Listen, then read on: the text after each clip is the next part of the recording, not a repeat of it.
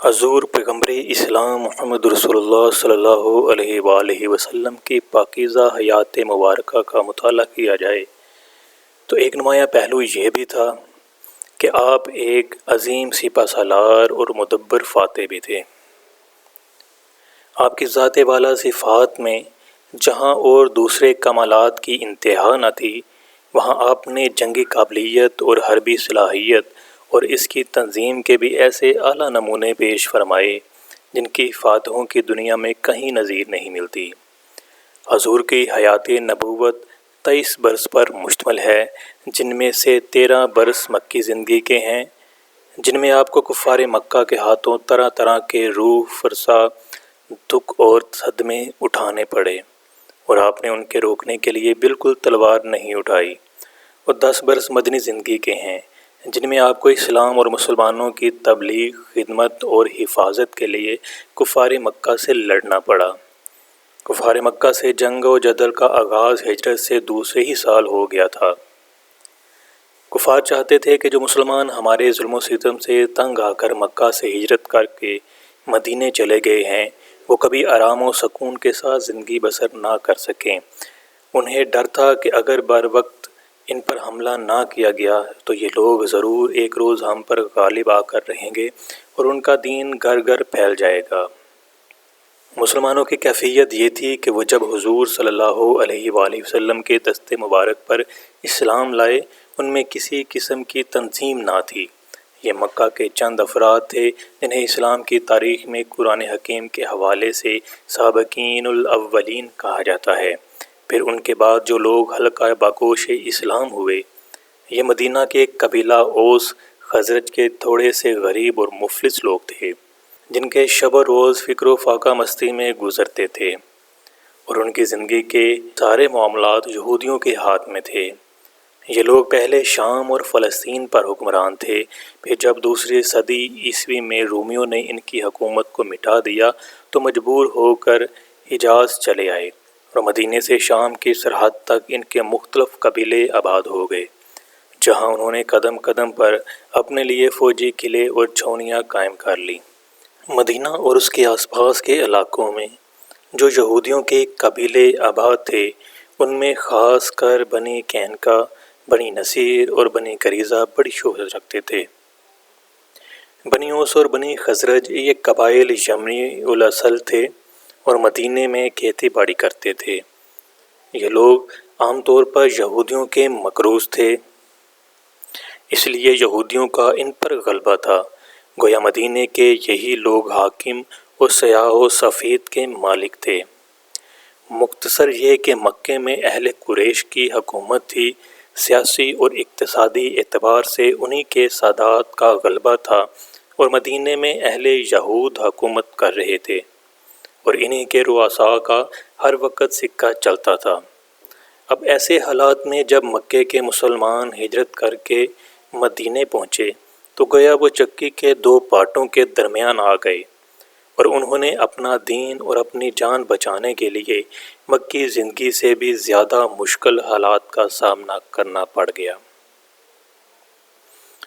اب ان کا اسلام کے دشمنوں سے دوہرا مقابلہ تھا۔ ایک طرف مدینے کے یہودی تھے جو در پردہ اسلام اور مسلمانوں کی بیخ کنی میں لگے ہوئے تھے،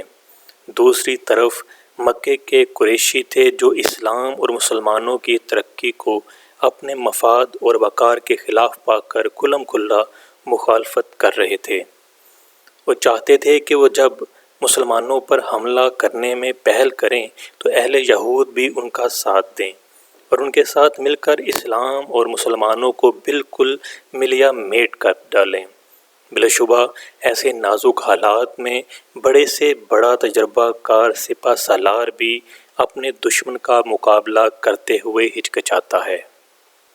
مگر خدائے اسلام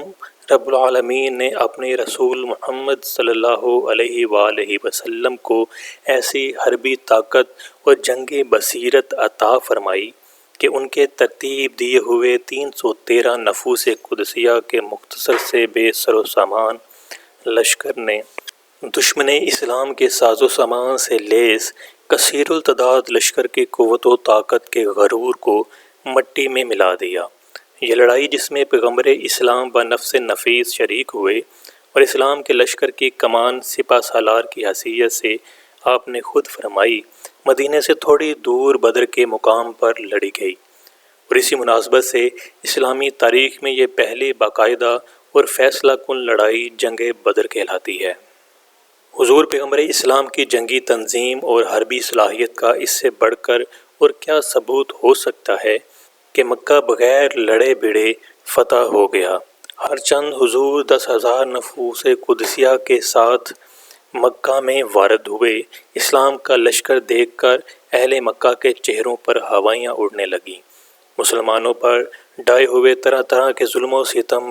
موت بن بن کر سامنے آنے لگے۔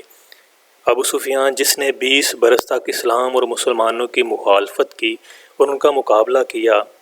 اب کاٹو تو بدن میں لہو نہ تھا، سمجھتا تھا کہ اس کی ہر حرکت اور اس کا ہر حربہ اس کے قتل کے لیے کافی ثبوت ہے، لیکن رحمت عالم نور مجسم فاتح مکہ حضور محمد رسول اللہ صلی اللہ علیہ وآلہ وسلم نے اپنے مفتوحین سے جو سلوک کیا وہ نہ کبھی تو نوشیرواں جیسے عادل حکمران ہی سے ہو سکا، نہ سکندر جیسے عالی ظرف اور طاقتور بادشاہ سے۔ آپ نے اپنے دشمنوں سے وہی سلوک کیا جو مصر میں حضرت یوسف علیہ السلام نے اپنے بھائیوں سے کیا۔ ذرا چشم تصور میں لائیے اس نازک گھڑی کو جس میں پیغمبر اسلام کے سر اقدس کی قیمت لگائی گئی اور باوجود اس قدر وسعت زمین کے آپ کو ایک غار میں پناہ لینے پر مجبور ہونا پڑا۔ خیال کیجئے اس وحشی کا جس نے آپ کے محبوب چچا سید الشہداء حضرت حمزہ پر چھپ کر وار کیا اور وہ اسی وحشی کے ہاتھوں شہید ہوئے، ان کا کلیجہ چبایا گیا۔ غور کیجئے یہ وہی وحشی ہے جس کے نیزے کی ضرب سے دختر رسول سیدہ زینب حمل کی حالت میں شہید ہوئیں۔ آج رحمت عالم نور مجسم کے حضور بڑے بڑے جبار وقت اور سرکش زمانہ موجود ہیں، وہ سر جھکائے اپنے انجام کے منتظر ہیں۔